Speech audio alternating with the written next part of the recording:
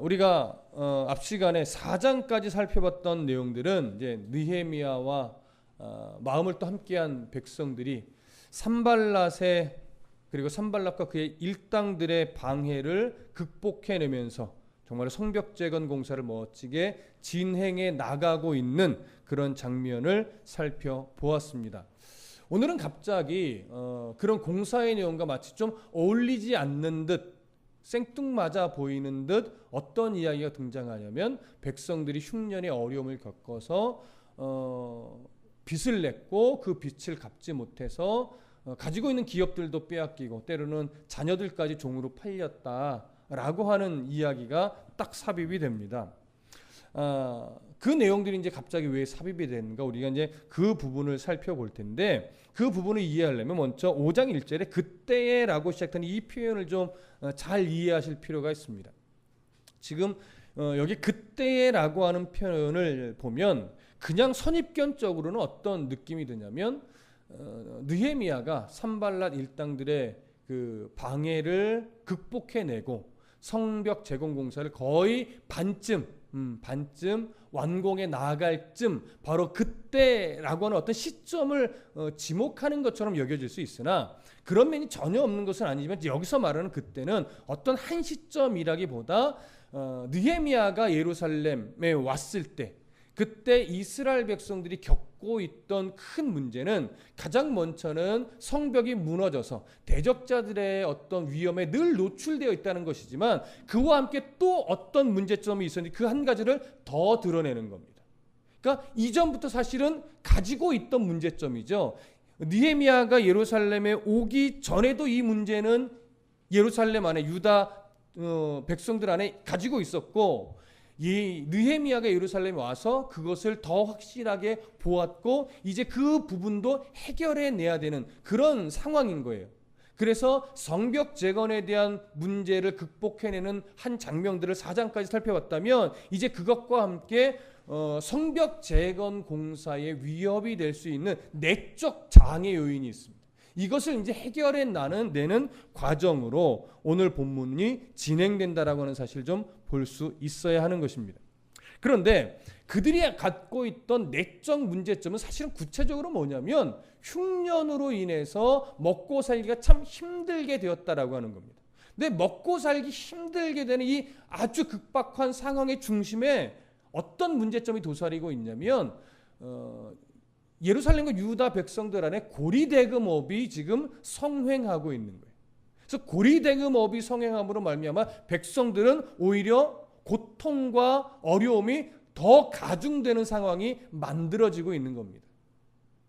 느헤미야가 이것을 보면서 가만히 있을 리가 없겠죠. 그래서 5장은 이런 부분을 극복해내려고 힘쓰는 느헤미야의 어떤 모습을 기록하고 있습니다. 근데 종종 이 5장의 내용을 느헤미야가 예루살렘에 와서 결국은 12년 동안 총독 생활을 먼저 하게 되는데 그 12년을 다 지내고 나서 회고하는 기록이다 이렇게 견해를 밝히는 학자들도 있어요. 그렇게도 볼 수 있는 소지가 있습니다. 왜냐하면 우리가 오늘 읽지 않은 14장 이후가 거의 12년간의 총독의 삶을 보내면서 느헤미야가 그동안의 모습을 회고하는 기록이 사실은 14절부터 19절의 내용으로 여겨지기 때문에 그렇습니다. 그렇다고 해서 1절부터 13절까지도 그 내용이냐? 그렇게 보기는 좀 어렵습니다. 그래서 우리는 1절부터 오늘 읽은 13절까지는 성벽이 재건될 그 당시에 이스라엘이 가지고 있던 내적 문제점을 느헤미야가 또 하나 극복해내는 과정을 기록해내는 것이고 그 극복해내는 과정 속에 담겨있는 메시지와 부합하기 때문에 14절 이후에는 느헤미야가 그 이스라엘이 하나 되는 과정 속에서 자기가 12년 동안 겪었던 그런 일들을 회고하며 이 내용과 부합한 메시지를 주기 위해서 기록해 놓은 내용으로 우리가 여겨지게 되는 겁니다. 그런 어떤 구분을 우리가 가지고 오늘 본문을 좀 들어가 보려고 합니다. 전체적인 상황을 좀 한 번만 더 정리를 해볼게요. 여러분들이 이해를 좀 돕기 위해서 느헤미야가 예루살렘에 도착했을 때 느헤미야의 원래 목적은 성벽을 재건하기 위해서 온 겁니다. 그래서 성벽이 무너지면 어느 정도인지 밤에 쭉 살펴오기까지 했죠. 근데 예루살렘에 온 느헤미야가 본 것은 크게 두 가지 문제점이 있다는 사실을 발견한 거예요. 지금 이스라엘은 첫 번째, 성벽이 무너져서 모든 대적자들에게 노출이 돼서 언제나 고통받고 압제받고 침략당하는 그런 상황에 놓여 있었던 큰 문제를 하나 가지고 있고, 이건 어떤 외적 요인이라고 말할 수 있겠죠. 근데 보니까 내적 요인이 하나 더 있는데, 그게 바로 큰 흉년으로 백성들이 극심한 고통에 시달리고 있는 거예요. 근데 그 극심한 고통의 중심에는 단순하게 먹을 것이 없다, 돈이 없다, 일거리가 없다, 농사가 망쳤다, 이런 수준을 더 넘어서서 고리대금업이 횡행하면서 아예 기득권층이 모든 사람들의 전답을 빼앗고 또 사람들의 자녀들을 종으로 팔아버리는, 이런 이스라엘 백성들 안에서는 있어서는 안 되고 있어서도 안 되는, 율법으로도 금하고 있는 일들이 자행되는 모습을 본 겁니다. 그러니까 이 두 가지, 성벽의 문제와 백성들 안에 고리대금업이 횡행하는 이 두 가지 문제가 해결되지 않고서는 이스라엘, 어떤 하나님 중심으로 한 이스라엘 공동체로서의 정체성이 제대로 세워질 수가 없는 거예요. 성벽만 세워지면 뭐 하겠습니까? 백성들 안에는 완전히 다 무너져 있는데, 백성들의 어떤 상태는. 그러니까 이 두 가지를 다 세워야 되는 거죠. 그래서 먼저는 성경의 기록이 성벽을 재건해내는 어떤 방해 요소를 극복해내는 내용을 기록했다면, 5장은 그 내적 요인을 극복해내면서 이스라엘의 정체성을 하나로 만들어가는 그런 기록이라고 우리는 볼 수 있는 겁니다. 이런 어떤 내용들을 우리가 이해하고서 오늘 본문으로 좀 들어가시면 좋을 것 같습니다. 1절을 좀 다시 한번 보면 좋을 것 같아요. 함께 읽습니다. 시작.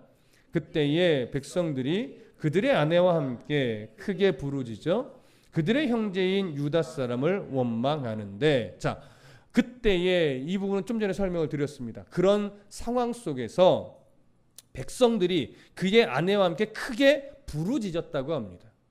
근데 이 부르짖음의 주체에 누가 포함이 되어 있어요? 여자들이 포함이 되어 있습니다. 우리가 기본적으로 알고 있다시피 당시 시대는 여자들이 큰 소리를 낼 수 없던 시대예요. 그럼에도 불구하고 이 부르짖음에 여자들도 포함이 되어 있다는 얘기는 뭐냐면, 그들이 겪고 있는 고통의 문제가 가볍지 않고 굉장히 심각한 상태라고 하는 거예요. 얼마나 심각했는지 아내들까지도 지금 부르짖고 있다라고 하는 것이죠. 그래서 지금 이 상황이 그리 가벼운 상황이 아니라는 것, 이걸 우리가 좀 염두에 볼 필요가 있습니다. 근데 그 부르짖음이 이제 누구를 향해 원망하는 소리로 지금 나아가고 있는 건데, 그 원망의 대상이 누구라고 말해요? 유다 사람이라는 거예요. 유다 사람이라는 건 이런 거예요. 동족이라는 거죠. 동족. 근데 같은 동족 중에서도 이 유다 사람이라는 표현이 갖고 있는 주된 초점은 아마도 예루살렘과 유다 지역에 살아가고 있는 어떤 귀족들이나 민장들처럼 부유한 기득권층, 그러니까 모든 부유한 자들이 그랬지는 않았을 테니까 부유한 기득권층 중에서 특히 고리대금업을 했던 그런 자들을 지목하여서 유다 사람이다 이렇게 표현한 것으로 보여집니다. 그러면서 이제 2절부터는 그들이 원망하는 아주 본질적인 세 가지를 먼저 제시합니다. 왜 그들이 원망을 하게 됐는지, 그 첫 번째가 2절이에요.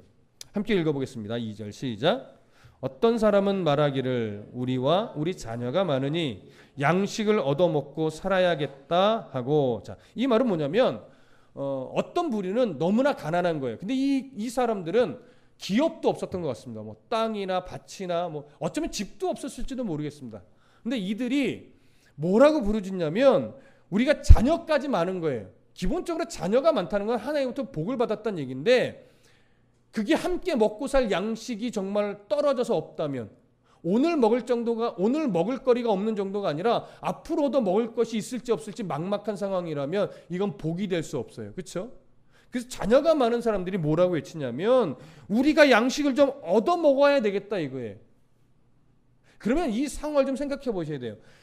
현재 긴 시간은 아니나 한 두어 달, 이 상황이 이스라엘은 지금 뭐에 집중하고 있습니까?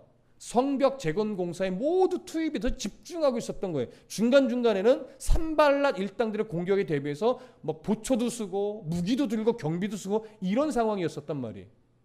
그런데 이런 성벽 재건 공사에 모두가 투입이 됐는데 그에 합당한 어떤 대가, 양식으로라도 생계를 위한 대가를 지원받았다는 의미일까요? 그것을 받지 못했다는 얘기일까요? 받지 못했다는 얘기예요. 그럼에도 불구하고 이들은 최선을 다해서 성벽 재건 공사에 마음과 힘을 모은 거예요. 근데 아무리 마음과 힘을 모아도 이게 양식이 떨어져서 정말 하루 먹는 게 너무 힘든 상황이라면 지칠 만도 하죠. 그래서 중간에 우리가 사장에서 어떤 소리를 들었어요? 그들이 너무 지쳐서 우리가 이거 정말 싸울 수 있겠느냐 끝까지, 이런 그들의 외침도 들었잖아요. 그들이 이렇게 너무 힘들다, 지쳤다, 이거 정말 싸울 수 있겠느냐라고 외쳤던 것은 이 흉년과 이 먹을 것이 정말 없는 상황과 아마 전혀 무관하지는 않을 겁니다. 그래서 이들은 너무나 가난해서 먹을 것이 없어서 좀 정부의 도움이라도 받아서 우리가 좀 먹을 수 있게 좀 도와달라. 얼마나 극심한 상황인지 이해하시겠죠. 지금 이런 부르짖음을 이들이 하고 있는 겁니다. 근데 이것과 함께 또 이제 두 번째 부르짖음의 내용을 우리가 보게 되는데 그것이 3절입니다. 함께 읽어보겠습니다. 시작. 어떤 사람은 말하기를 우리가 밭과 포도원과 집이라도 저당 잡히고 이 흉년에 곡식을 얻자 하고. 자, 땅도 있고 어떤 밭도 있어요. 집도 나름 저당 잡힐 만한 집을 가지고 있어요. 그런데 큰 흉년이 들어서 모든 농사가 망친 것 같습니다. 그러니까 이들이 뭐라고 말해요? 우리가 가지고 있는 이 기업을 저당 잡혀서라도 뭘 사고 싶다? 곡식을 사고 싶다. 이건 곡식이 풍족하다는 얘기예요? 곡식 사기가 참 어렵다는 얘기입니까? 곡식 사기가 참 어렵다는 이야기입니다. 그만큼 이 흉년이 심각한 거예요. 그럼 이 흉년이 심각하다는 얘기는 그때 잠시 흉년이 들었다는 거예요? 한동안 힘겨웠다는 얘기예요. 그 힘겨움이 좀 중첩된 거예요. 아마도 수년간 제대로 된 이 풍년을 맞이하지 못했던 것 같습니다. 그러니까 흉년에 흉년을 거듭하니까 지금 이 상황은 아주 심각한 상황이 생겨버린 거예요. 소망 자체가 없어요. 근데 중간중간 어떤 일까지 벌어졌을까요? 성벽이 재건되기 전에, 느헤미야가 오기 전에는 대적자들이 쳐들어와서 짓밟죠. 때로는 빼앗아가죠. 고통의 고통을 더 거듭하는 겁니다. 지금 이런 아주 기가 막힌 상황을 우리가 좀 이해하시는 게 단순한 상황이 아니에요. 그럼 이제 마지막 세 번째 어떤 문제를 또 제시하는가 한번 보시죠. 그들의 부르짖음, 세 번째 부르짖음 4절입니다. 함께 읽어보겠습니다. 시작. 어떤 사람은 말하기를 우리는 밭과 포도원으로 돈을 빚내어서 왕에게 세금을 바쳤도다. 자, 지금 이 상황은 이제 비슷하지만 또 다른 상황이에요. 밭과 포도원이 있는데 이들은요, 그것을 저당 잡혀서 먹을 걸 사야 되는 상황이 아니라 저당 잡혀서 빚을 내어 돈을 구해서 뭐 해야 되는 상황이에요? 세금을 내야 되는 상황이에요. 당시에 이 페르시아 제국은요, 속국들에게 세금을 받았는데 보통 조공, 잡세, 통행세, 토지세 등 여러 세금을 바쳤어요. 근데 이게 심각한 기근의 상황이면, 흉년의 상황이면 좀 줄여줄 수도 있잖아요. 근데 속국들에 대해서 세금을 줄여주는 일은 거의 없었던 것 같습니다. 근데 특히 다리오 왕 때나 지금 이때 아닥사스다 왕 때는요, 그리스와의 전쟁이 좀 지속적으로 있었던 것 같아요. 그러니까 오히려 세금을 줄여주는 것이 아니라 세금을 더 높여버렸어요. 그러니까 백성들이 얼마나 힘듭니까? 근데 안 내고는 버틸 수가 없죠.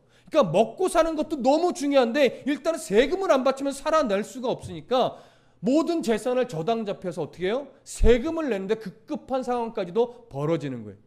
이게 지금 힘듦이 중첩에 중첩을 겹쳐서 차라리 죽는 게 나은 상황인 거예요. 그러니 한번 생각해 보십시오. 이런 흉년의 어려움을 이스라엘 백성이 겪고 있는 중에 누가 왔어요? 느헤미야가 왔어요. 그러니까 느헤미야가 그런 백성들 무슨 의욕이 있겠습니까? 차라리 죽는 게 난데. 근데 그들의 어떤 낙심되고 절망스러운 마음들을 설득하여서 무엇을 이루어낸 거예요? 성벽 재건 사업에 마음과 시간과 몸을 들일 수 있는 일들을 이끌어낸 거예요. 이게 보통 일이 아니에요. 근데 그걸 이끌어내서 산발랏 일당들의 어떤 방해 공작까지도 극복해내기는 하였는데 문제는 뭐가 생겨요? 이들의 배고픔이 해결되지가 않는 거예요. 이들의 굶주림이 해결되지가 않는 거예요. 근데 굶주림뿐만이 아니라 그 굶주림의 상황, 저당 잡혀서라도 양식을 사고 싶은 상황, 저당 잡혀서 세금 내기에 급급했던 이 상황들이 나중에는 어떤 결과로 빚어졌는가, 이것까지 보셔야 돼요. 그게 바로 5절의 내용입니다. 함께 읽어보겠습니다. 5절 시작. 우리 육체도 우리의 형제의 육체와 같고 우리의 자녀도 그들의 자녀와 같거늘 이제 우리 자녀를 종으로 파는도다. 우리 딸 중에 벌써 종된 자가 있고 우리의 밭과 포도원이 이미 남의 것이 되었으나 우리에게는 아무런 힘이 없도다 하더라. 지금 어떤 상황인지 아시겠어요? 그런 상황 속에서 하여튼 조금이라도 재산이 될 수 있는 것들은 이 웬만한 사람들은 다 부자들에게 저당 잡혀서 곡식을 사든지 돈을 빌려서 뭐 세금을 내든지 이런 일들을 거의 해온 거예요. 근데 문제는 상환 능력이 지금 있어요, 없어요? 없어요. 왜? 계속해서 기근이 일어났고 뭐 재산들을 다 저당 잡히면서 상환 능력이 상승하니까 점차 하나씩 뺏겼단 말이에요. 그러니까 지금은 아예 상환 능력이 없어요. 그 와중에 상환 능력이 없으니까 이미 자식들은 종으로 팔려갔어요. 율법에도 상환 능력이 없을 때는 그들에게 종처럼 가서 일을 함으로 빚을 갚아야 했습니다. 근데 물론 율법은 그럴 때에는 그들을 종처럼 대우하지는 마라. 그냥 품꾼의 하나로는 대우해라. 이런 율법의 내용이 있잖아요. 그러니까 종으로서 마치 노예처럼 이렇게 팔고 사는 식의 모습으로 대우해서는 안 되는 거예요. 근데 지금은 그런 식의 일들이 벌어져 버린 거죠. 딸들은 이미 팔렸을 때 주로 어떻게 됩니까? 아내로 데려가거나 자식의 아내로 데려가는 상황이. 그럴 때는 또 구속시켜, 그러니까 대속, 풀어주는 상황도 사실은 좀 어려워요. 정식 이혼의 절차를 밟지 않는 이상은.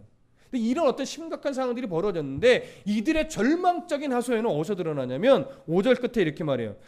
이미 남의 것이 되었으나 우리에게는 아무런 힘도 없도다. 밭이나 집을 다시 찾아올 만한 금전적인 능력이 이제는 아예 없어요. 그러니까 희망이 없는 거죠. 이미 팔려간 자식들을 돈을 주고서라도 다시 데려올 만한 능력이 없는 거예요.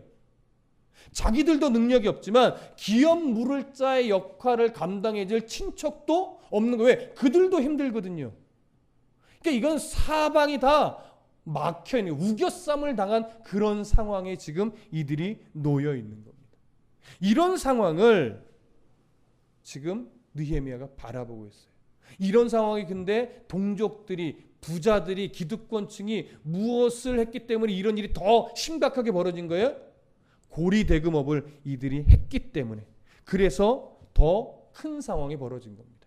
그런데 성경은 사실 원래 율법은 이들에게 무엇을 가르쳤느냐? 우리 두 군데만 좀 살펴볼게요. 출애굽기 22장으로 가보겠습니다.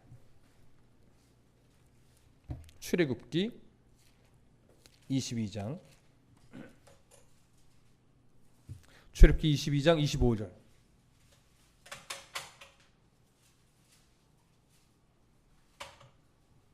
출애굽기 22장 25절 함께 읽습니다. 시작. 네가 만일 너와 함께한 내 백성 중에서 가난한 자에게 돈을 꾸어주면 너는 그에게 채권자 같이 하지 말며 이자를 받지 말 것이며. 율법 뭐라고 가르칩니까? 채권자처럼 굴지 말아라. 그리고 돈을 가난한 자들을 위해서 빌려줬을 때는 이자를 받지 말아라.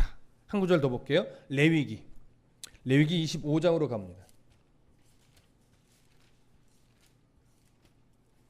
레위기 25장 35절부터 38절까지. 레위기 25장 35절부터 38절 함께 읽겠습니다. 레위기 25장 35절부터 38절 시작. 네 형제가 가난하게 되어 빈손으로 네 곁에 있거든 너는 그를 도와 거류민이나 동거인처럼 너와 함께 생활하게 하되 너는 그에게 이자를 받지 말고 네 하나님을 경외하여 네 형제로 너와 함께 생활하게 할 것인즉 너는 그에게 이자를 위하여 돈을 꾸어주지 말고 이익을 위하여 네 양식을 꾸어주지 말라. 나는 너희의 하나님이 되며 또 가나안 땅을 너희에게 주려고 애굽 땅에서 너희를 인도하여 낸 너희의 하나님 여호와니라. 여러분, 하나님께서 이런 규례를 주신 의도를 아시겠습니까? 이자를 받지 말라고 하시면서 오늘 본문에 율법이 아주 중요한 말을 해요. 이자를 위하여 돈을 구워주지 말래요. 그리고 이익을 위해서 양식을 구워주지 말래요. 형제들의 어려움을 너희들의 어떤 재산을 축적하는 기회로 삼지 말라라고 하는 겁니다. 그러니까 기본적으로 성경은요, 가난한 형제들이 함께 더불어 살 수 있도록 돕는 마음을 원칙으로 합니다. 빌리는 자가 이것을 악용해서도 안 되는 것이고 빌려주는 자가 이것을 악용해서도 안 되는 겁니다. 빌리는 자나 빌려주는 자나 이 동일한 하나님의 마음을 깨달아서 이것을 통해서 악용하는 것도 아니고 이것을 통해서 자기 재산을 증식시키려고 이용해서도 절대 안 되는 겁니다. 이렇게 서로 도우며 더불어 살아가는 정신을 지켜내는 것이 하나님의 마음이고 율법의 본질인 겁니다. 근데 지금은 어떤 상황으로 지금 만들어진 거예요? 어떤 상황이 벌어진 거예요? 율법의 본질을 다 잃어버린 거죠. 그리고 이방인들처럼 높은 이율로 고리대금업을 지금 하기 시작한 거예요. 그러다 보니까 배부른 자들만 더 배불러지는 거죠. 기득권자들만 더 좋아지는 거예요. 그러니까 성벽 재건 공사가 진행되고 있는 동안에도 사실 이 문제는 계속 문제로 같이 진행이 되고 있었던 거예요. 그러니까 느헤미야는요, 성벽 재건 공사와 함께 이 문제를 해결하지 않으면 소망 있는 이스라엘 공동체를 이룰 수 없는 거예요. 그러니까 성벽이 재건되면서 이 문제까지도 같이 해결되어야만 진정한 하나님의 공동체를 이루어낼 수 있는 거죠. 그래서 오늘 이 본문은 굉장히 중요한 겁니다. 겉만 번지르한 교회 의미 없다라고 하는 거예요. 교회만 아름답게 비싼 돈 들여서 건축하면 뭐 하겠습니까? 그 안에 정말로 성도들 안에 하나님의 마음으로 서로를 위하는 그런 관계가 형성되지 않으면 그건 진정한 교회라고 말할 수 없고 진정한 믿음의 공동체라고 말할 수 없는 겁니다. 이 두 가지가 함께 가야 됩니다. 양적 성장 중요하냐 중요하지 않느냐라고 할 때 중요하지 않은 것은 아닙니다. 그러나 그것이 이 질적 성장과 따로 갈 수는 없다라고 하는 거예요. 함께 균형감 있게 조화를 높게 양적 성장과 질적 성장이 함께 자연스럽게 이루어져 가야지 어느 한쪽에만 집중한다고 좋은 교회일 수 없는 겁니다. 여러분, 이런 어떤 분명한 기준을 성경에서 우리가 발견할 수 있기를 소망합니다. 6절부터 8절까지 함께 읽겠습니다. 시작. 내가 백성의 부르짖음과 이런 말을 듣고 크게 노하였으나 깊이 생각하고 귀족들과 민장들을 꾸짖어 그들에게 이르기를 너희가 각기 형제에게 높은 이자를 취하는도다 하고 대회를 열어 그들을 쳐서 그들에게 이르기를 우리는 이방인의 손에 팔린 우리 형제 유다 사람들을 우리의 힘을 다하여 도로 찾았거늘 너희는 너희 형제를 팔고자 하느냐 더구나 우리의 손에 팔리게 하겠느냐 하며 그들이 잠잠하여 말이 없기로. 자, 느헤미야는 백성들 흉년으로 인한 백성들의 고통이 단순하게 음식이 없는 고통, 물질을 다 잃어버린 고통, 그 고통만이 아니라는 걸 알게 됐습니다. 이들의 고통은 결국 부유한 기득권층, 이들이 고리대금업으로 인해서 동족들의 고통은 안중에도 없고 자기 재산만 증식시키는 위해서 집중하고 있는 그런 어리석은 모습이 정말 가장 큰 원인이라는 것을 알았습니다. 이방인들과 별반 다를 것이 없는 모습이었죠. 그래서 느헤미야는 정말 크게 분노했습니다. 그런데 8절을 보면 느헤미야는 그 분노를 성급하게 표출하지 않았습니다. 정말 크게 분노했음에도 불구하고 그것을 일단 절제할 수 있었어요. 그리고 어떻게 했어요? 깊이 생각했다라고 합니다. 이 깊이 생각했다라고 하는 이 히브리어를 좀 직역해 보면 내 마음이 내 위에서 의논했다 이런 의미예요. 내 마음이 내 위에서 의논했다. 이건 뭐냐면 지금 이 문제를 어떻게 처리하고 해결하는 것이 정말로 하나님의 뜻에 부합하며 믿음의 공동체를 이루기 위해 좋은 방법일까를 고민하고 또 생각하고 또 생각했다라고 하는 거예요. 왜? 이 고리대금업을 했던 어리석은 백성들을 버리고자 함이 아니기 때문에, 그들도 하나님의 백성이기 때문에 어떻게 하는 것이 가장 유익한 방법일까? 어떻게 하는 것이 공동체를 더 공동체답게 세울 수 있는 해결 방법일까? 이걸 수없이 고민했다라고 하는 거예요. 누구한테 물었을까요? 당연히 하나님께 물었겠죠. 물으면서 고민했겠죠. 하나님께 물으면서 생각했겠죠. 그렇게 충동적으로 대하지 않고 깊게 고민한 이후에 느헤미야는 이 문제를 공개적으로 드러내서 처리해야 되겠다라고 하는 결론을 낸 것 같습니다. 그래서 대회를 열어서 백성들을 다 모이게 한 것 같습니다. 그리고 나서 그 자리에서 귀족들과 민장들, 지도자 그룹에 있는 기득권층이죠. 이들을 책망합니다. 책망의 내용은 이겁니다. 동족에게 돈을 빌려주고 높은 이자를 받아 먹는 것이 옳지 않다라고 하는 것입니다. 앞에서도 우리가 출애굽기와 레위기의 말씀을 통해서 살펴봤지만 율법을 기준으로 해서 이자를 받는 것도 옳지 않은데 이율도 너무나 큰 높은 이자를 받아 먹음으로 말미암아 백성들을 더욱더 곤경에 처하도록 만든 것이 너희들이다 이거죠. 그것은 절대적으로 율법적으로 봐도 옳지 않다라고 하는 것을 그들에게 지금 지적해 준 겁니다. 더군다나 이들은 백성의 어떤 지도자 그룹에 있는 자들로서 백성들을 늘 도와야만 하는 자들이고 그들을 바른 길로 안내해야 될 어떤 모범이 되어야 될 자들인데 이들이 모범은커녕 백성들을 착취하고 더 고통스럽게 만들고 있으니 이건 말이 안 된다라고 하는 사실을 지금 지적해 주고 있는 것이죠. 근데 느헤미야가 이렇게 자신 있게 그들의 잘못을 지적할 수 있었던 이유가 있어요. 자, 8절에서 뭐라고 말합니까? 그들에게 이르기를 우리는 이렇게 말. 우리는이라는 건 느헤미야와 또 느헤미야와 함께 뜻을 같이 한 여러 사람. 그게 어떤 친족일 수도 있고 자기 주변의 사람일 수도 있겠죠.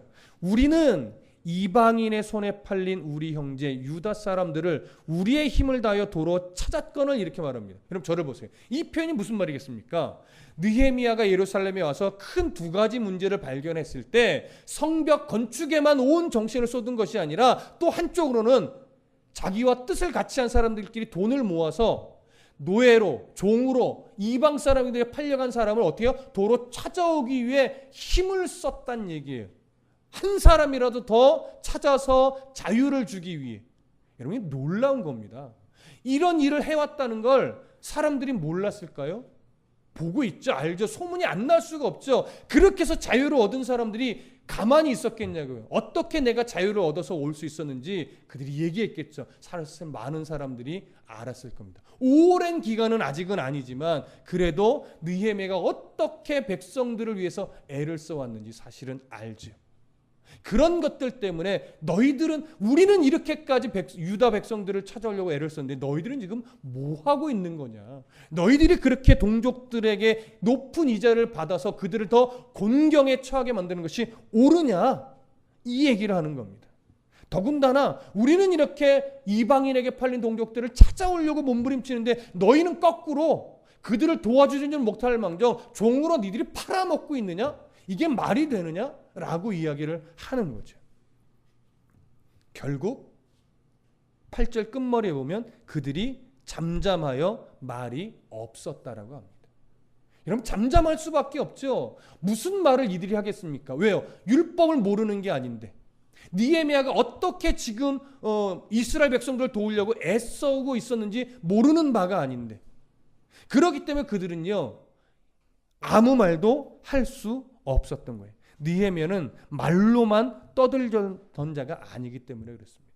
여기 우리가 또 하나 보실 수 있어야 됩니다. 느헤미야는요, 그냥 자기의 감정으로 그들을 정죄하고 그들을 지적한 게 아니에요. 백성들을 사랑하시는 한 사람이라도 노예로 비참한 삶을 살아가지 않기를 바라시는 하나님의 그 깊은 사랑의 마음을 느헤미야는 자기 입술에 담았던 거예요. 그런 입술로 하나님의 마음을 토해내니 이게 이 말을 듣는 이 기득권층, 고리대금업을 했던 사람들에게 기분 나쁜 말로 들려지는 것이 아니라 하나님이 그들의 가슴을 치는 하나님의 책망으로 듣게 된 거예요. 그게 없었으면, 사랑이 없어서 하나님의 사랑을 그 입술에 담지 않았으면요, 지금 이 표현은 뭐야, 우리와 한번 싸우자는 거야? 라고 하면서 원수가 되는 상황이 만들어질 수밖에 없습니다. 근데 원수가 되어지는 상황이 아니라 그들이 입을 닫고 잠잠할 수밖에 없도록, 꼼짝 못하도록 그 하나님의 사랑으로 그들에게 전하니까 그들은 아마 자기들이 정말 큰 잘못을 저질렀구나, 이걸 가슴 깊이 아마 새기게 되었던 것으로 여겨집니다. 자, 9절부터 11절 다 같이 읽어보겠습니다. 시작. 내가 또 이르기를 너희의 소행이 좋지 못하도다. 우리의 대적 이방 사람의 비방을 생각하고 우리 하나님을 경외하는 가운데 행할 것이 아니냐. 나와 내 형제와 종자들도 역시 돈과 양식을 백성에게 꾸어 주었거니와 우리가 그 이자를 받기를 그치자. 그런즉 너희는 그들에게 오늘이라도 그들의 밭과 포도원과 감람원과 집이며 너희가 꾸어준 돈이나 양식이나 새 포도주나 기름의 100분의 1을 돌려보내라 하였더니, 느헤미야는 자기가 그리스도의 마음을, 하나님의 마음을 담아 전한 이 책망에 그들이 수긍하고 있는 것 같은 모습을 본 것 같습니다. 그래서 그들의 행위가 대적자들에게 비방거리가 되지 않도록 너희들 하나님을 경외하는 마음으로 행하자, 이렇게 그들을 독려합니다. 그리고 나서 바로 실제적인 대안을 그들에게 제시합니다. 10절에 보면 뭐라고 말하냐면, 나와 내 형제와 종자들도, 아까 말했던 아마도 함께 이방인에게 종으로 팔려간 사람을 되찾으려고 노력했던 아마 그 부류들일 겁니다. 느헤미야와 함께 좋은 일을 했던 이들도 역시 돈과 양식을 백성에게 꾸어줬다라고 말합니다. 꾸어주었을 때, 빌려주었을 때 이자를 이들이 받았을까요? 안 받았을까요? 이자를 받고 빌려줄 리가 없지요.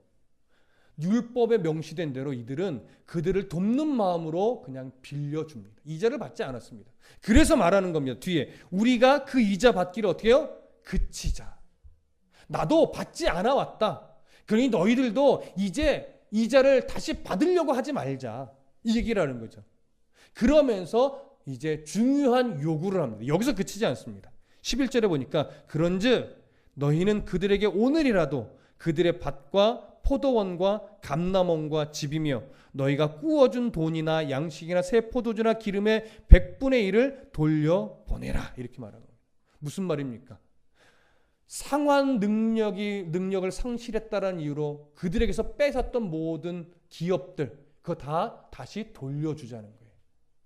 그리고 그들에게 그동안 받아냈던 이자들 다시 다 돌려주자는 거예요. 그리고 지금부터 다시는 이자를 받지 말자라고 하는 겁니다. 얼마나 놀랍습니까? 이건요, 어떻게 보면 이들이 느헤미야의, 하나님의 마음을 담은 느헤미야의 말을 듣고 그들이 마음을 돌이킨 거예요. 그래서 이 느헤미야의 말대로 한다면 이들은 무슨 동족에게 무슨 역할을 해주는 거냐면 기업 물을 자의 역할을 스스로 감당하는 그런 모습이 되는 거예요. 하나님이 얼마나 기뻐하시겠습니까? 이걸 이들이 정말 진심으로 느헤미야의 권면을 따라 행한다면 이스라엘 공동체는 멋진 공동체로 설 수 있는 그 기초를 다지는 결과가 만들어질 겁니다. 무슨 말씀 이해되시죠? 자, 12절 13절 이어서 보겠습니다. 시작. 그들이 말하기를 우리가 당신의 말씀대로 행하여 돌려보내고 그들에게서 아무것도 요구하지 아니하리이다 하기로 내가 제사장들을 불러 그들에게 그 말대로 행하겠다고 맹세하게 하고 내가 옷자락을 털며 이르기를 이 말대로 행하지 아니하는 자는 모두 하나님이 또한 이와 같이 그 집과 산업에서 빈 털어버리실지니 그는 곧 이렇게 털려서 빈손이 될지로다 하매 회중이 다 아멘하고 여호와를 찬송하고 백성들이 그 말한 대로 행하였느니라. 자, 백성들이 어떻게 했답니까? 느헤미야 말대로 행했다라고 말하고 있지요. 12절을 다시 한번 보면 그들이 말하기를 우리가 당신의 말씀대로 행하여 돌려보내고 그들에게서 아무것도 요구하지 아니하리이다 이렇게 말했습니다. 이건 뭐냐면 하나님 앞에서 맹세한 것과 똑같아요. 근데 느헤미야는요, 지금 이들이 자기 앞에서 이런 맹세를 했잖아요. 이 마음을 다시 하나님 앞에서 하는 맹세가 되게 하기 위해서 제사장을 부릅니다. 그 제사장 앞에서 다시 맹세하게 한 거예요. 이게 영적 지도자의 모습입니다. 사람은 때로는 사람 눈에 좋아 보이려고 그들 앞에서는 참 좋은 말이나 좋은 행동을 할 수 있어요. 근데 영적 지도자는요, 영적 리더자는요, 사람 앞에서 자꾸 무엇인가를 하게 하는 것이 아니라 할 수 있는 대로 그들의 시선을 누구에게 자꾸 맞추도록 돕는 거예요? 하나님에게 맞추도록. 하나님 앞에서 할 수 있도록 계속 교정해 주는 거예요. 그들이 그렇게 할 수 있도록 계속 가르치고 권면해 주고 보여주고 교정해 주고, 그렇게 해서 그들이 정말 하나님 앞에서 모든 일을 할 수 있게 한다면 그들이 정말 하나님이 기뻐하는 사람이 되겠죠. 느헤미야는 이 중심이 됐던 사람이에요. 자기 앞에서 하는 말도 중요하지만 자기 앞에서 하는 그 말을 가능하면 누구 앞에서 하도록, 하나님 앞에서 하도록 계속 상황을 만들어주고 도와주는 거예요. 우리가 그래야 됩니다. 교회 안에서 영적 지도자들이 그래야 되고, 가정에서 믿음의 부모들이 자녀들에게 그런 삶의 기준을 가질 수 있도록 계속 삶으로 보여주고 가르쳐 주어야만 하는 거죠. 그럴 때 그 믿음의 교회 공동체, 그 믿음의 가정 공동체가 정말 하나님 앞에서 건강하게 설 수 있는 겁니다. 성도들은 다 봅니다. 성도들이 목회자의 삶을 안 보겠습니까? 자녀들이 부모의 삶을 안 보겠습니까? 그래서 영적 지도자들은요, 굉장히 긴장해야 돼요. 오늘 느헤미야처럼 함부로 행동하고 함부로 말하는 것이 아니라 깊이 생각하고 말할 수 있는 지도자가 돼야 되죠. 저는 이게 참 약합니다. 저도 우욱하는 게 가끔 있어서 한 번 더 숙고하고 말해야 되는데 훅 무엇인가를 행동하고 말하거나 아니면 표정 지을 때가 있어요. 그러지 말아야 되는데 참 쉬운 일이 아니죠. 그래서 오늘 우리에게 이 느헤미야의 모습은 참 중요한 교훈이 되는 것 같습니다. 자, 그리고 나서 느헤미야는 제사장을 불러 하나님 앞에서 맹세하게 할 뿐만 아니라 한 가지를 더하게 합니다. 13절에 보니까 내가 옷자락을 털며 이르기를, 여기서 말하는 옷자락은 무엇이냐면요, 그들의 옷 중에 어떤 평상시 좀 중요한 것들을 넣어둘 수 있는 주머니 같은 건데, 거기를 이렇게 끈으로 묶어서 갖고 다닐 수 있는 어떤 주머니 같은 역할인가 봐요. 따로 있는 건지 옷에 붙어 있는 건지 정확하게 모르겠는데 그것들을 뒤집어 까서 이게 터는 모습을 말하는 거예요. 이게 어떤 저주 행위의 한 형태인데, 왜 저주 행위냐면 이렇게 옷자락을 털며 뭐라고 말하냐면 너희들이 지금 말한 대로 행하지 아니하는 자는 모두 하나님이 또한 이와 같이 그 집과 산업에서 털어버리실 것이다. 이런 저주스러운 멘트를 해주는 거예요. 왜 이런 저주스러운 멘트를 하겠습니까? 그들이 안 하면 저주받아, 이렇게 저주라는 데 포커스를 맞추는 걸까요? 하나님 앞에서 이 맹세를 함부로 여기면 하나님이 이렇게 하실 수도 있으니 너도 꼭 맹세를 지켜야 한다라는 것을 강조하기 위함일까요? 그렇죠? 저주가 목적이 아니에요. 하나님 앞에 한 맹세를 분명하게 지키도록 하게 하기 위한 하나의 어떤 풍습일 겁니다. 문화일 겁니다. 이런 마음들을 우리는 볼 수 있어야 됩니다. 자, 그렇게 했더니 어떻게 해요? 그 말을 들은 회중이 다 아멘 했다고 합니다. 그리고 여호와를 찬송하고 백성들이 그 말한 대로 다 행했다라고 성경은 기록하고 있습니다. 백성들이 이렇게 한 마음으로 느헤미야의 말에 인정하고 아멘으로 화답하고 그대로 순종하게 된 것은 느헤미야 단순하게 그 사람이 가지고 있는 어떤 총독이라고 하는, 또 왕의 술관원이었다라고 하는, 그리고 왕의 명령을 받아왔다라고 하는 이런 자기의 위치 때문에 백성들이 이렇게 그의 말을 잘 따른 것이 아님을 우리는 알 수 있습니다. 느헤미야는 단순하게 권위를 가지고 말로만 백성들을 이끌어갔던 사람이 아닙니다. 정말로 그의 권위 못지않게 하나님이 주신 그 마음으로 백성들을 사랑했고 사랑의 실천을 몸소 행했던 자들입니다. 백성들이 그 모습을 보았기 때문에 그의 말 한마디 한마디를 가볍게 여기지 않고 하나님이 우리에게 주시는 말씀으로 받아서 아멘으로 화답하며 실제로 순종하는 모습까지 이끌어냈던 것입니다. 그의 일상이, 그가 하나님 중심으로 살아냈던 일상이 그들의 삶의 큰 모범이 되어서 그들을 이끌어가는 큰 힘이 됐던 겁니다. 오늘 교회에 속한 모든 지도자들이, 또 가정의 지도자인 부모 세대들이 이런 영적 지도자의 어떤 힘을, 이런 삶으로 먼저 보여주고 드러내주는 이 지도자의 힘을 정말 잘 길러내서 건강한 교회 공동체, 건강한 가정 공동체를 내적으로 외적으로 다 아름답게 세워가시기를 간절히 소망합니다. 기도하겠습니다.